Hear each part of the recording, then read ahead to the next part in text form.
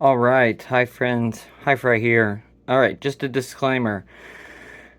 I got a turtle making noise over there, and you just heard her. I got a bird over here. It's just the truth of life. This is what we got to deal with, guys. I'm so sorry, but this is what I got. Let's get it done. I got so much stuff backed up, and I just want to plow through these reviews. So, this is the only time I could find to record this, so let's get it. All right. I know, right? Right, Ava? So she's going to be our quality supervisor. She's going to make sure everything's up to snuff. And then we got Shell Gilbertson over there. He's overwatching the filming process. But yeah, let's get into it. So anyway, guys, KZ has been on somewhat of a roll lately. And you know me, you know my history with KZ. Had a little drama about a little over a year ago, with some stuff. But anyway, KZ has really kind of cleared the air and kind of reset their sound signature and kind of their company image a little bit. There's still some online shenanigans, but whatever. We'll dismiss that for now. For now, we're just gonna focus on the sound. But anyway, let's get started. I'm gonna give a little bit of a brief synopsis first before we get into the DeFi itself. So it all starts um, with a little IEM, so the ZVX. The ZVX, and here's a little brief history about KZ. So KZ, they're very low key about their drivers and what they put in their drivers or the driver material. They do brag a lot about like the branding, like the Zun or XUN drivers, the balanced armatures that they use, the black gold they call it, their crossovers, stuff like that, their tuning. They brag a lot about that in marketing materials, but one of the things that they often leave out are the composite or the materials that they use in their drivers. Not often do they talk about that or, you know, describe, I guess, what's being used. And I don't know if that's just because they don't see it as really being relevant. Some companies, they might not see it as being relevant, but obviously there's a chosen material for a specific, chosen application. Okay. But anyway, so they've introduced all kinds of stuff. I've seen carbon drivers, like carbon black drivers being used. I've seen titanium coated dome drivers being used, PET. I don't think I've ever seen any biofiber. But yeah, so there's been various different driver technologies that they've used in the past. But anyway, fast forward to 2023, and now we're getting this new driver technology that they're using with the included Zobel network on the back of the driver. But yeah, so they came up with this little IEM called a ZVX, and I thought this thing was great. Fantastic little IEM for the money. It was like 20 bucks or $20. And its performance is just awesome for that price. I mean, the one thing that really wowed me were the dynamics. So the kind of quality of the timbre and the dynamics, the punchiness and the impact of the driver. That's something that you don't often really see in dynamics. A lot of times, people focus on the tuning or the timbre as far as like the treble's concerned. But you don't often see people talk about the macro dynamics or the micro dynamics.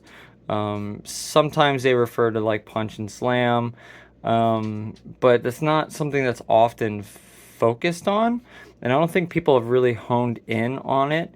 And it's how it affects sound per se. But anyway, what I'm trying to get at here is I really like the sound of the IM and I really like the driver. I thought the driver was a good driver. But the one thing that was questionable to me was the Zobel network on the back. I wasn't sure how it impacted the driver's performance. There's a little bit of sharpness in the kind of 8K region. And so that kind of detracted some people there. I guess there was also a little bit. I'm not very sensitive to different tunings, thank God, because I try so many IMs. I can take in a whole wide flavor range of tunings, and it doesn't bother me in the slightest. The only thing that really bothers me is like harshness. I'm very sensitive to coherence. to any kind of driver timings. I'm super sensitive to that. Any kind of channel imbalance, I'm extremely sensitive to that. But anyway, that being said, I thought this was a good IM. I thought the driver was cool, and I took it apart. Sure enough, I'm not sure if it's titanium, but it's some sort of coated alloy, and it's a very nice driver. So anyway, so the ZVX was nice, and then KZ came along and they introduced the KZ DeFi. All right, now the KZ DeFi is essentially just a little evolution of the ZVX.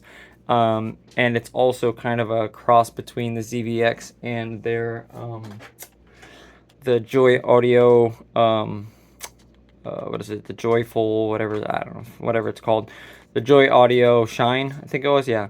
So it's kind of a cross between that and the ZVX. So it contains the Zobel network, but this time they lifted it off the driver and they put it on its own PCB, and they added switches. So now there's some ability to control the EQ.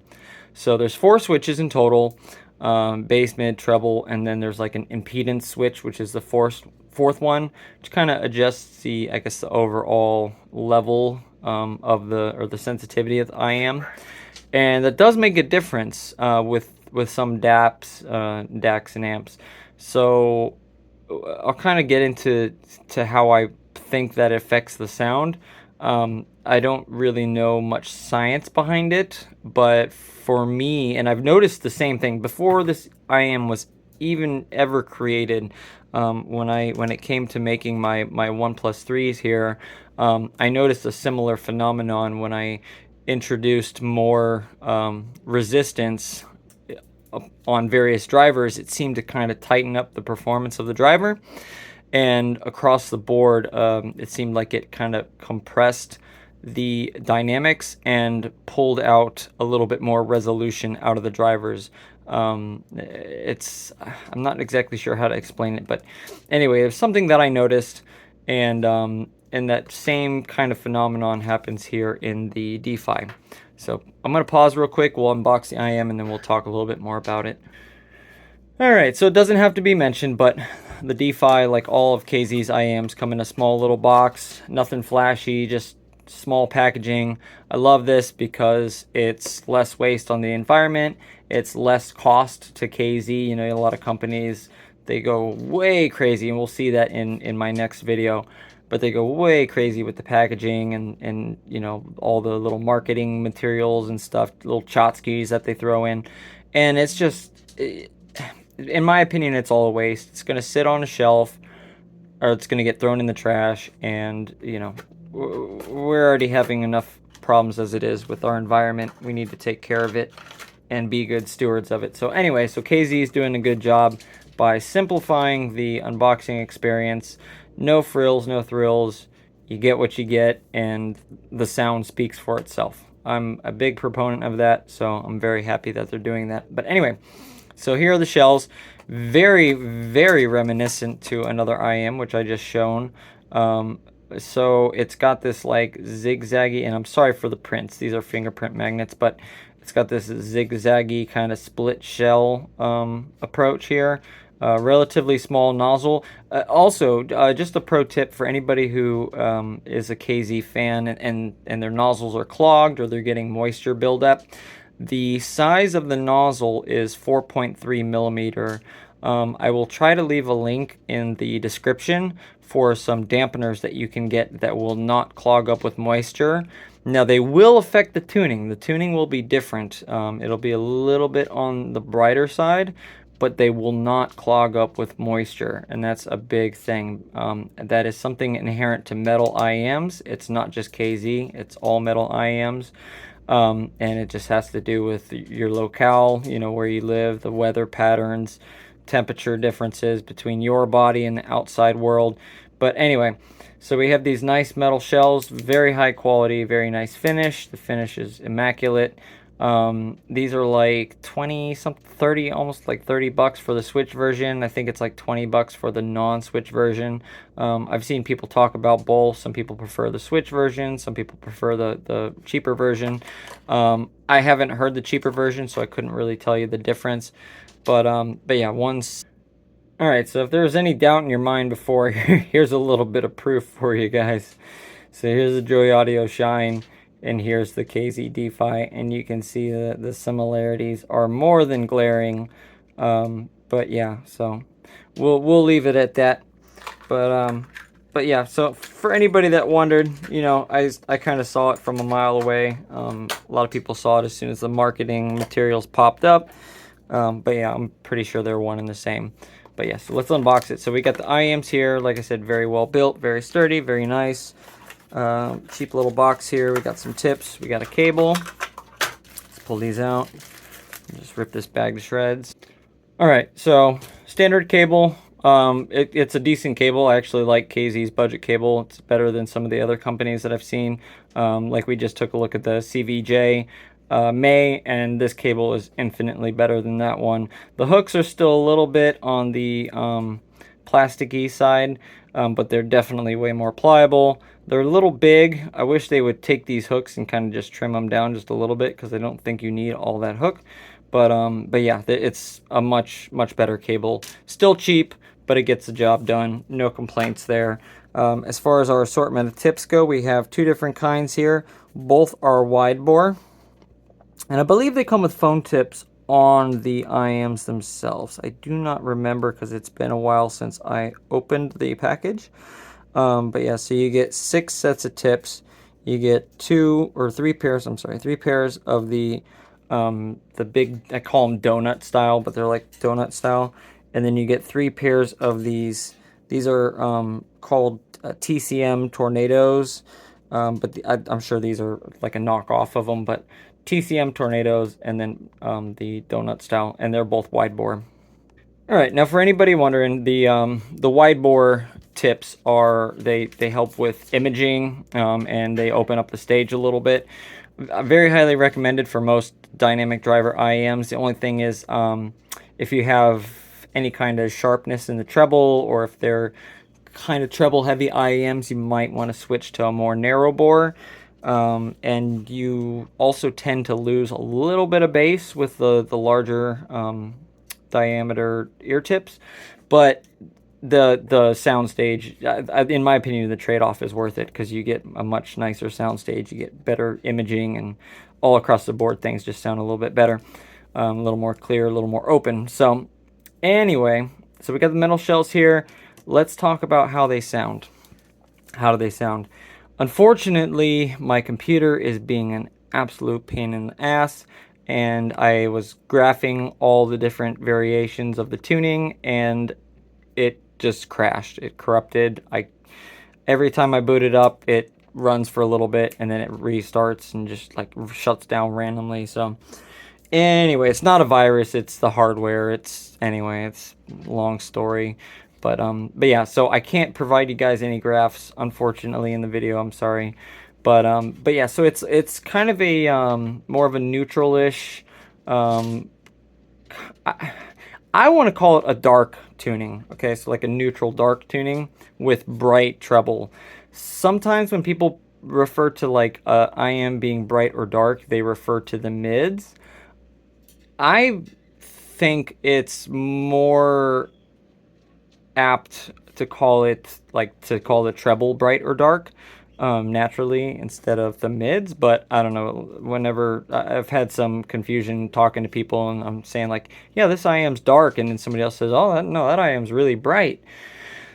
No, I get it. The mids is where most of the energy is, but in my opinion, it's the treble that tends to bother people more. So whenever the treble's loud, I call it bright. But so that's why I started referring to it as treble bright, treble dark, and mid bright, mid dark. But anyway, so they're, in my opinion, a little bit on the neutral, kind of dark side. So the mids, and you'll see the graph. It's a beautiful looking graph. But and maybe it's just my ears, but they don't sound to me exactly like they graph. They sound similar. But the mids just sound ever so slightly recessed. It just sounds like just a little recess in there. And maybe that's a lack of energy a little further down that I'm hearing. But yeah, they sound just a little on the dark side. They have bright treble, brightish. It's not going to bother anybody. It's not really sharp. Out of the box, it's a little bit sharp, but with a little bit of burn in, it goes away for the most part. So in the treble area, there are a couple spikes. There's one at like 8K, and then there's one at like 16 or 12 or something like that. But anyway, the 8K peak is there. It's noticeable. It's not bad, but it does exist. So there is a little bit of 8K energy, but it's not bad. And other than that, the treble is pretty decent. But the overall tuning, the overall package is very safe, very common tuning, very well done. It's like I said, it's a beautiful looking graph. KZ did an excellent job of tuning these, and I think they're dead on the mark. I mean, if the reviews are anything to go by, this IM's an absolute beast for the 20 or 30 bucks.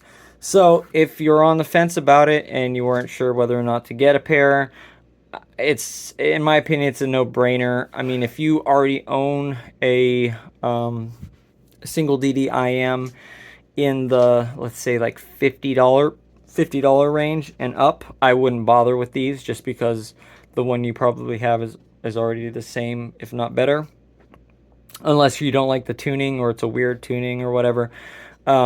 But yeah, these are pretty good, and they have very good performance. They are a little lacking in the resolution department, but the technicalities are pretty good. So the mainstay of these, in my opinion, are the imaging. They image very well. Everything is pretty accurate in the field, in the sound field, and in the stage. So everything's pretty precise, you know, where it lands and stuff, where instruments land. There's a good amount of depth to things, so vocals sit nicely in the front, in the center, ahead of the instruments. It's kind of like a V, so it kind of like layers back. So it's got a nice image to it. The width too. Things don't really, you know, you guys know how I say some IMs, like or whatever stuff happens, you know, in the left and the right, it kind of folds in on itself. It doesn't really happen with these. It's a nice kind of curve. There's not really stuff that comes around and you'll hear behind your ear. It's not a wonky presentation. It actually sounds really good, and it sounds very natural. So anyway, so that's a plus. The timbre is decent. It's the bass. So let's talk about the bass. We'll start with the bass. The bass is very well controlled. For a $20, $30 IM, the bass is very, very good in my opinion. It's excellent. It's not like, you know, $100 IM bass or $500, but it does beat most or a lot of IMs that I've heard in like the $100 range. Like the bass in these is quite awesome. It's very, very technical. It's very controlled. It's got good macro details, and yeah. And so the mids are pretty lush, pretty, like, the tonality's good. They're musical. These are probably a little bit on the colored side, instead of being like neutral as far as tonality is concerned. But in my opinion, in a lot of people's opinion, that's probably a good thing, just because they sound more musical, more lifelike, more fun. But they're just not like accurate. So in audio engineering and stuff like that, accurate is like flat, and that goes for the coloration of the sound as well. So even if a graph shows that an IM is flat and it looks flat, the tonality can still be colored in a sense, and that has to do with the attack and the decay of the driver. But anyway, but yes, so if you're using an IM for engineering purposes or whatever, it's going to sound boring, but the boring means that it is lifelike and realistic, and it's it conveys the sound well, as far as true to life kind of thing. But anyway, so as far as the DeFi go, bass is excellent. A plus on the bass. Mids are pretty good. Maybe a little bit on the smooth side, lacking a little bit in dynamics, not quite punchy, slammy kind of thing. They are a little bit, but um, not the most. Honestly, I'm nitpicking. There's very, very little to criticize these for. They're like very little. So anyway, that being said, bass is great for the price. Okay, so let's talk about for the price. Bass is excellent. Mids are excellent. Treble is a little questionable out of the box, but gets better once it burns in and then kind of comes into its own. Also, I noticed the switches have an effect on the timbre. Yes, exactly. So the switches do affect the timbre a little bit. And I noticed when you have the fourth switch, this is the one that makes the biggest difference here. So when you have it in the up position, the IM is way more sensitive, but it seems less controlled. Okay, if that makes any sense. It seems like the resolution, or like there's a little bit of overswing. Like there's still resolution and stuff, but it seems like the decay is more or less pronounced, I guess I could say. I don't know, I'm not sure how to say it, but there's more decay, and it seems a little bit unnatural, a little bit on the sloppy side. But when you, let me see if I can get this to focus better. But when you move it into the down position, it seems like it tightens up a little bit, and the driver has more control. So just seems a little bit more controlled, a little better when that switch is in the down position. But yeah. So overall, the treble is it's got decent extension. It's got good air. It's a little bit on the metallic side. It is a metal coated driver, so I mean, what do you expect? But it is a little bit on the metallic side, and it has kind of a metallic sheen to it. But it's not jarring or aggressive. It's not going to hurt your ears. It's not annoying. If you try them out and at first you're like, yeah, it is a little bit annoying, just let them burn in. Like I said, it'll take a little bit of time. But within like the few hours that I was listening to these, it pretty much went away for the most part. So anyway, not much I can really say about these, honestly. Like I said, there is a little bit of unevenness. That's true for most dynamic drivers, but there's spikes or peaks, and some pretty decent sized dips once you start getting into the treble. That's true to most dynamic IMs. There are very few that have a very linear, kind of smooth treble roll off.